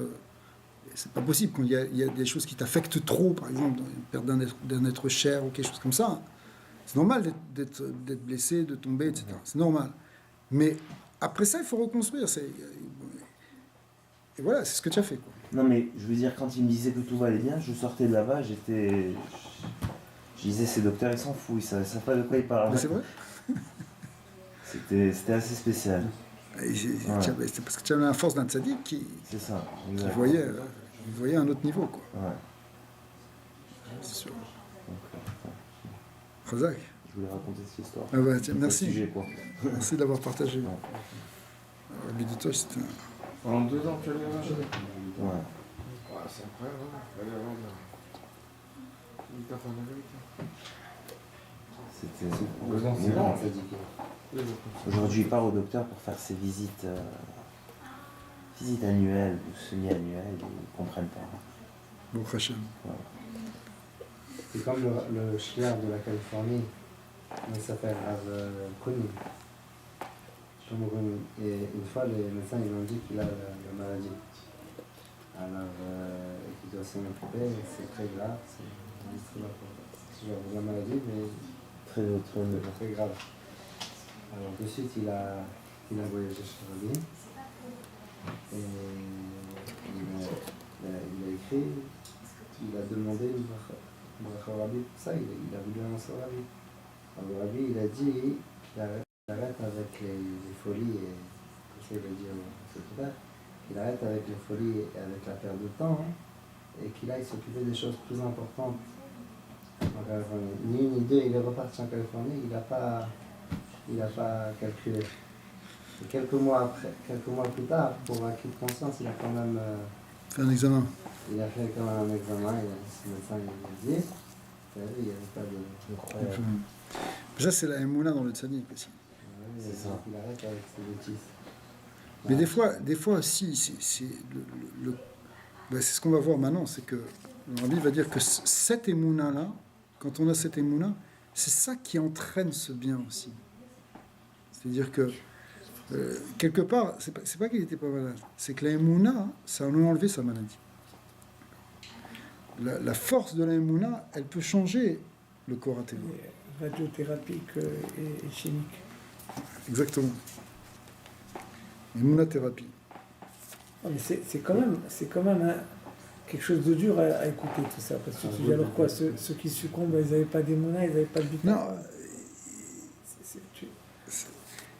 c'est des choses délicates, évidemment. Tous les juifs à l'article de la mort, ils sont tous entourés de rabbins, ils prient, des gens de la famille. On ne sait pas, il peut y avoir beaucoup de choses. Justement, il va citer maintenant le Chovot Alevavot, et quand on lit le Chovot Alevavot, il va poser ces questions que tu entends poser, là-bas dans ce chapitre, le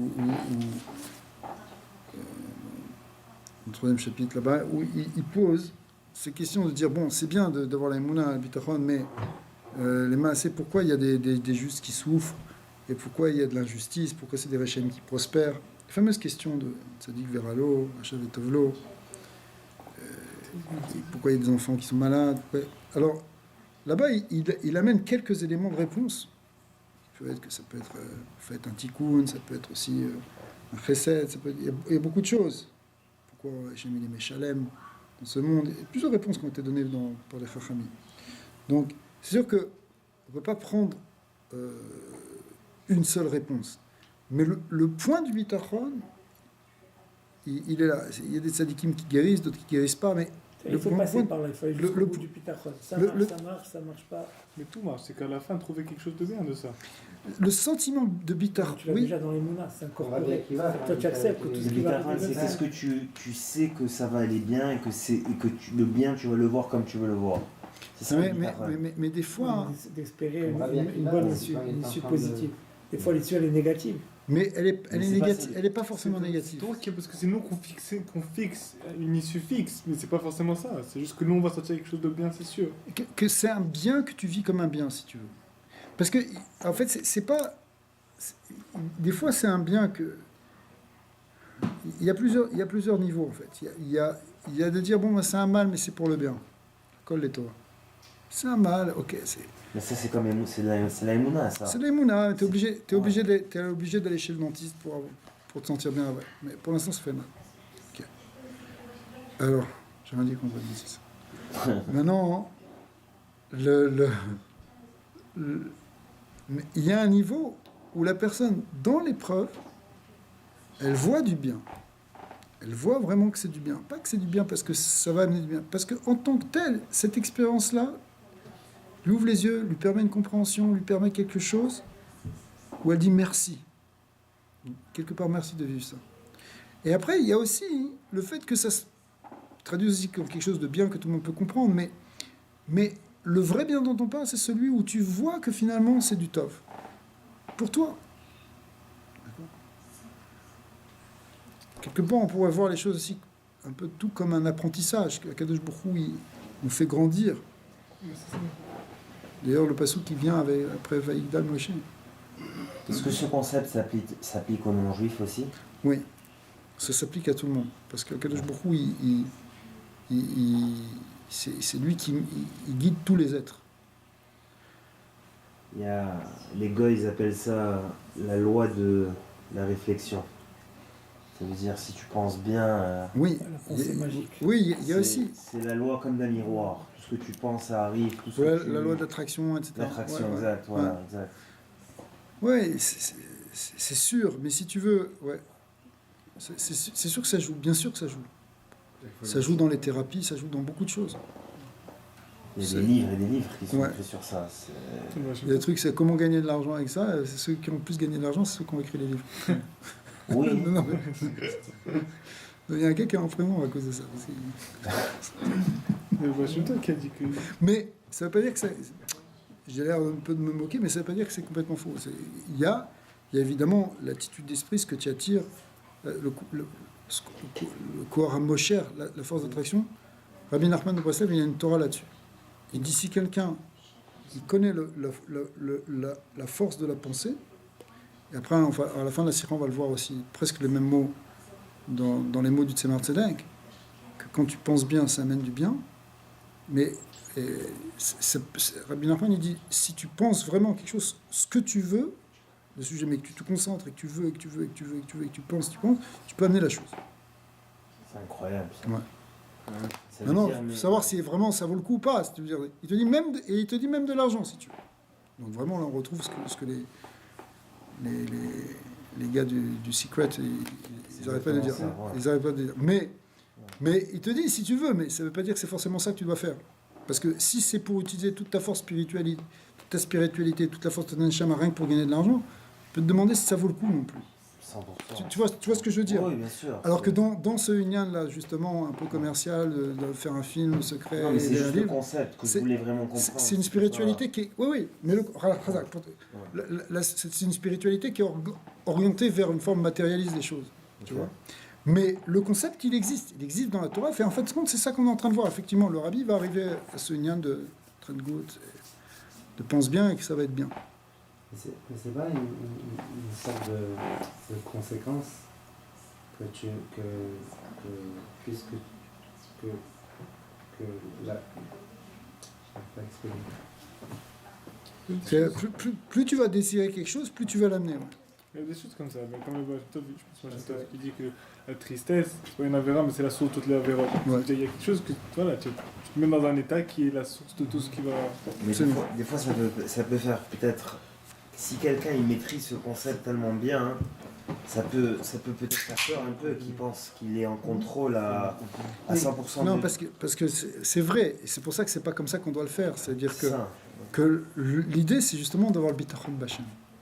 Si tu le mets dans le bitachon bachem, c'est ça ce qu'il dit le Chovot Alevavot, sur lequel c'est basé ici, c'est que finalement, la voie qu'on attend de nous, c'est qu'on s'en remette à Hachem. Dans notre travail, ça veut pas dire qu'on va pas faire ce qu'on a à faire en tant qu'humain. Mais on s'en remet complètement au Créateur qui est infini, etc. D'accord ?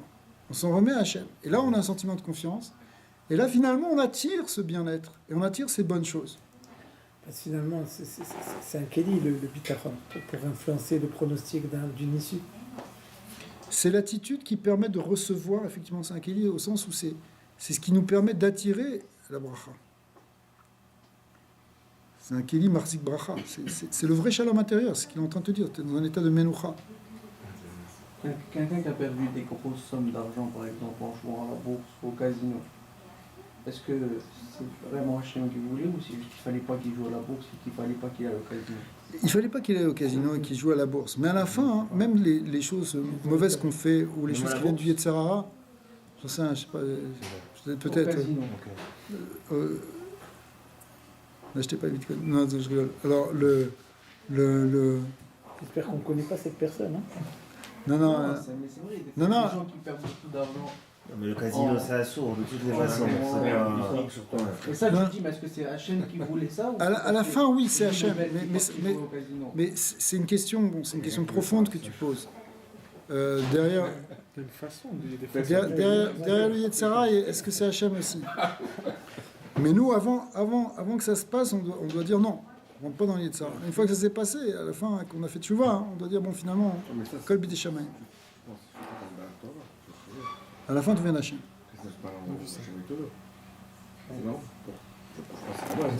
Est-ce que c'est pas plus que ça? C'est La conséquence du mal, c'est le bien. Mais c'est pas seulement ça, c'est que le mal, en fait, c'est le bien. Oui, mais... Comme le rabbi dit dans la Sikha que la galoute Mitzrayim, c'est pas seulement pour amener la Géoula de Mitzrayim et la Géoula Teda, mais la galoute Mitzrayim, c'est la Géoula. C'est la Tu Géoula. fais la vera, qui t'arrive quelque chose sur la tu vas porter la vera. Ouais, non, c'est sûr.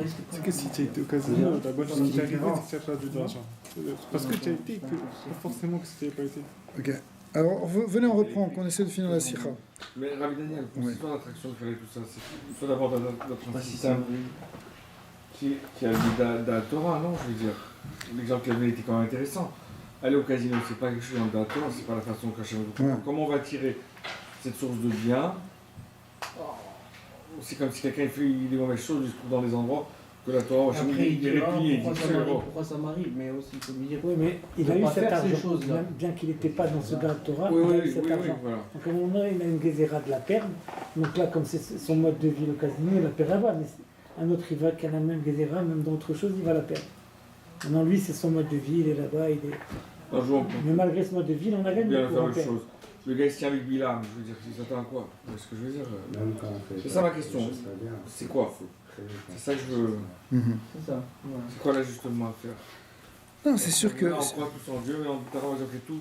C'est certain qu'il va tout faire bien. C'est sûr, quelqu'un qui Voilà. est dans la Torah, qui perd de l'argent, qui perd... Mais tu en vois beaucoup que c'est pas évident pour dans la Torah, justement. C'est la question, tu vois. Ouais, Je sais pas, je vous demande. C'est compliqué ça. Pour répondre à votre question, il y a quelque chose qui ressemble à cette histoire de casino qui ramène le Chovot Halevavot. Il fait toute une dissertation dans laquelle il met en parallèle et en comparaison d'un côté l'alchimiste, et l'alchimiste là-bas dont il parle, c'est celui qui veut transformer le plomb en or, avec le Boter Bachem.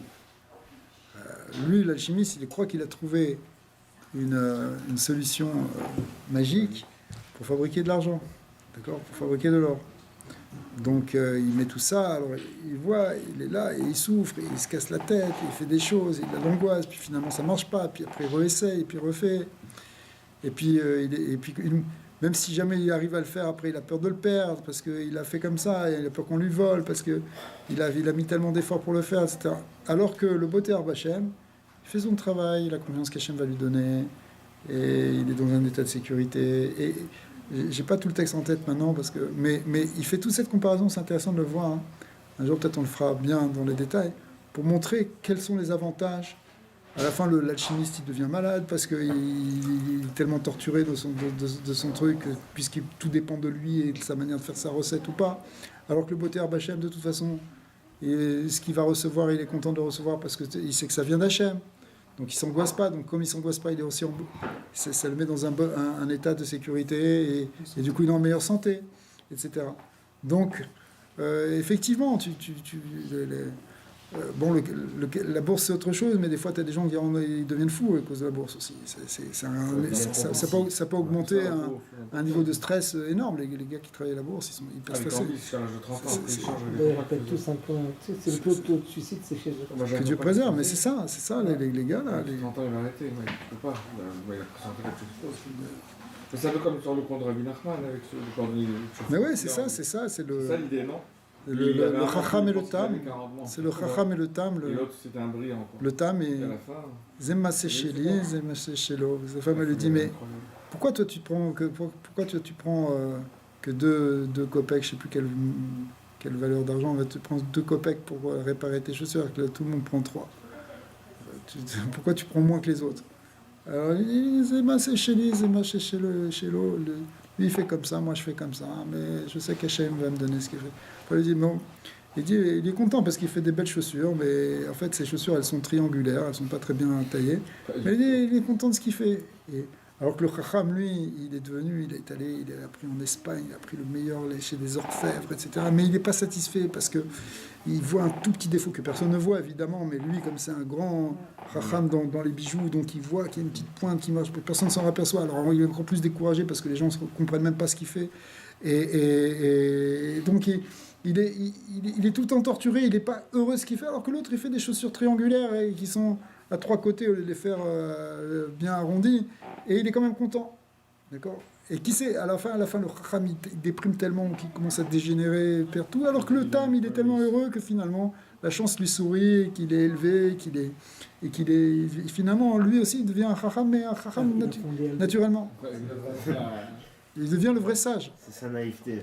Mais c'est ça, c'est sa simplicité. Exact. Il faut arriver à rester... Mais en fait, c'est le sentiment de bitachon, c'est ce qu'il exprime. Il exprime l'émouna. Il a un manteau, mais parce qu'il n'a qu'un seul manteau, parce qu'il n'a pas beaucoup de manteaux, mais c'est toujours la même veste qu'il met, mais quand il va à la choule, il dit à sa femme, donne-moi ma veste de prière, son surtout, donne-moi mon surtout pour le gars. Alors il le met, il dit, oh, j'ai un beau surtout, qu'en fait c'est une peau de chèvre qu'il a, parce qu'il n'a que ça. Et après, quand il va dans un autre truc, il dit, donne-moi mon manteau, et elle lui donne son manteau, et c'est toujours la même peau de chèvre. Oh, quel beau manteau j'ai. Et après, il est dans une soirée, il dit, donne-moi mon beau costume, et c'est toujours la même peau de chèvre, mais il met le truc, mais il est heureux de ce qu'il a. Donc il est toujours avec sa peau de chèvre, mais il est heureux, alors que l'autre, il est jamais content de son costume, c'est pas la dernière marque, et c'est le truc, et le machin, et ça coûte cher, et je veux ce truc, et ce manteau, et ce machin. Ok. Alors... En réalité, c'est une peau de chèvre, la peau des bêtes. C'est à la mode la peau de chèvre, tout le monde fait ça. C'est pas évident, parce qu'il faut aussi évident se dire que ouais. tout le monde leur a même dit, tu vois ce que je veux dire. Alors avant d'économiser, mais tu as des choses à faire. T'es content. Non mais il faut des l'hiver en hiver, il faut aussi. Oui, c'est normal. Rabbi, il fait des comptes et Tu écrit dois le aller Livado à la fin. tu dois aller voir la C'est ça l'histoire, non? Le mec qui conduit. Il fait les comptes et Tu peux pas écrit ne le pas aller au Livado à la fin. travail. Ah non, penser Livado, d'argent ça, à c'est ton le- domicile. c'est qui faisait ça. Je veux dire, Bah, ce qu'il faisait, Et lui. tout, c'est l'équilibre. C'est Où un... tu vas C'est de l'air. Mais l'idée d'être Ça vient de la chaîne. l'idée d'être content, 100%. l'idée d'être Samer Bechelko, c'est ça la clé. C'est lui qui est riche. Quelqu'un, il est millionnaire, mais il est doeg sans arrêt. Peut-être que j'ai pas assez, peut-être que je vais perdre. Qu'est-ce qu'il y a? Catastrophe. L'histoire que tu m'as raconté, le gars, il a 1 heure de coupure d'électricité. J'ai perdu temps et temps. Alors qu'il est millionnaire. Il n'est pas riche, en fait. Il n'est pas riche parce qu'il se sent pauvre. Il se sent manquant, il se sent à la merci de quelque chose. Alors que celui qui est heureux de sa part, il est content. Maintenant, ça ne veut pas dire que tu dors toute la journée. Tu fais ton travail. Zema, c'est chez lui. Il fait son travail. Tu occupes ta place. Chacun il a une place dans la création. Tu n'es ni Einstein, ni président de tel truc. Tu es ce que tu es. D'accord? Et dans ce que tu es, hein, tu fais avec ce que tu as. Ton potentiel, tu le développes dans ce monde. Tu le réalises. Et tu es heureux avec ça. Tu es content puisque finalement, oui, Incroyable. c'est chacun. Il n'y a pas de... Tu peux pas être à la place de l'autre. C'est ça. Ah, chacun est unique, bien sûr. C'est la fameuse question la fameuse chose de Rab Zouché Mianipoli, le frère du Noam Elimelech et Talmud du Maguid de Mezerich, parmi les premiers Chassidim. Enfin, il a dit, quand je vais monter là-haut, on va pas me demander pourquoi tu n'as pas été Moshe Rabbeinu. On va me demander est-ce que tu as été Zouché ou pas. On te demande d'être toi-même, de réaliser ce que toi tu es. Tu peux pas être. Donc, des fois, tu es doeg, tu dis ouais, mais l'autre il a ça et l'autre il fait ça. Encore, même dans la Gashmiut, même dans la Ruchniout, il faut viser à monter, bien sûr, à progresser spirituellement. Et le Kinat Sofrim, ça existe. Une certaine forme de jalousie, j'aimerais savoir autant de Torah que lui, etc. Mais malgré tout, tu dois savoir ta place. Tu dois savoir et être content dans ta place. Mais il y a même un guédère de sa mère Bechelko dans le Rouhani. Mais dans le Gashmi, sûrement. Ouais. Zema Secheli, Zema Shechelo. Ça ne veut pas dire qu'il faut viser bas ou qu'il faut se déprécier ou se dire bon de toute façon moi je suis nul donc je vais me contenter de peu. Non. Il faut chercher à faire bien, à augmenter, à être dans la bracha, à pérour vous, multiplier, même matériellement. On voit que les Avot, ils ont développé même matériellement les choses. Pour le bien, parce que ça amène du bien, parce que plus d'argent, c'est plus de tzedaka, c'est plus de bien-être pour le monde, pour ceux qui t'entourent, pour ceux que tu touches. Donc c'est pas mauvais. Surtout c'est quelqu'un de ce rang-là. C'est- Normalement, il a ce date, tu peux comprendre justement qu'il faut... Mais en même temps, hein, se torturer parce qu'on n'a pas ça ou parce qu'on n'arrive pas à faire ça, Ça, c'est le piège.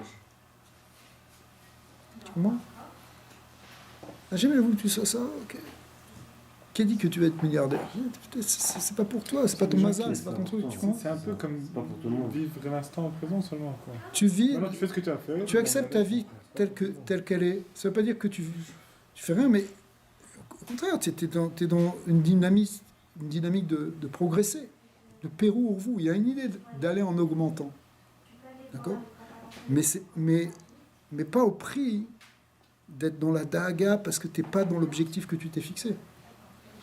Parce que qui t'a dit de fixer cet objectif? Tu comprends? Parce que de l'autre côté aussi, ça rejoint le fait que à n'importe quel instant, sa chaîne il veut prendre la vie de quelqu'un, peu importe, ça peut se faire. Alors ça veut dire, tu te mets dans un chemin qui est une direction pour te faire grandir, plus ou moins qui te rend heureux comme tu es, et de là, Ok, on va conclure la sikha parce qu'il est un peu tard. Donc, en 2 mots, on va sauter un peu, mais l'idée est la suivante. On va dire la conclusion que dit le Rabbi. Parce que je pense qu'on a dit déjà un peu toutes les idées. Finalement, on les a dit un peu rapidement, mais on les a dit. Mikam Amadnou, je suis dans la dernière ligne, page 6 à droite. De là, on apprend. Gamora le maase bepoel. On apprend concrètement quelque chose pour nous.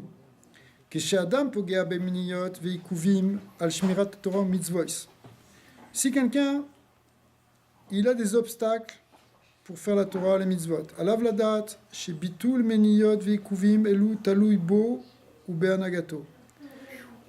Ça dépend de toi maintenant, de dépasser ces obstacles. Dim yesh lo bitachon gamur be'Hashem. Si tu as complètement l'emuna b'Hashem, un bitachon b'Hashem, shiu yitbarar yazor shiyetov, que Dieu, tu es certain qu'Hashem il va te faire du bien. Ad shiu b'mnuchat gmura blishum daga klal, que tu arrives à un état où tu n'as plus d'angoisse du tout, ou qui mouvan beyachad imze ose kol talui bo b'derer ateva lebatel miniot alelu. Ça ne veut pas dire que tu fais rien, mais tu fais tout ce que tu dois faire concrètement pour passer ces obstacles. Mais tu as un sentiment profond que Hachem, il va t'aider et qu'il va te faire du bien. Are uftachanu tracht got vetzain got. Si tu penses bien, ça va être bien. Comme ça, il dit le Tzemar Tzedek. Pense bien, les choses vont être bien. Shechen, ça rejoint ce que tu disais dans le langage plus moderne de la notion d'attraction. Shechen yesh lif'ol sheitbatlu kol amniyot veikuvim vetov yiyelo bepoel mamash. Et c'est ça qui te donne la force en réalité de casser tous les obstacles et d'arriver à un tov qui est concret. Betov aniré vaniglé, un tov qui est visible et dévoilé, les bassar qu'on peut comprendre au niveau humain. Pas simplement un concept, mais dans... Tout est mauvais, mais on croit que c'est pour le bien. D'accord. Les matam et asarat fahim, c'est-à-dire quelque chose qui va s'exprimer même dans le monde matériel. Un bien concret. Ou keshem shebegeulat mitzrayim neema, shebezchut habitachon nigalu Israël bemitzrayim. Comme on sait que c'est dit dans les midrashim, dans le midrash Tehillim, que quoi? Que le mérite du bitachon, c'est ça qui nous a fait sortir d'Égypte.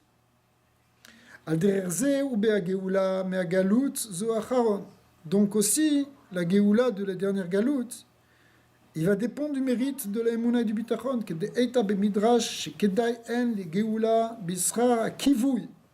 Le kivouy, c'est-à-dire l'espoir, la tikva. Le kivouy, c'est la Emouna, le bitachon, que Hachem il va nous sortir du Galout. Cette force-là d'espérer et d'être sûr que Dieu va nous sortir du Galout, c'est ça qui attire la Géoula. Vechen tiyelanu. Et donc ce sera pour nous, chez Besrut habitachon, chez Bnei Israël, chez Kroiva, Yeshua, Lavo, fait qu'on mérite, qu'on a l'Emouna, que la Yeshua est proche. Zochim shekadosh Baruch Hu yigaleinu begeula amitit v'shlima b'mera b'yamenu mamash. Amen.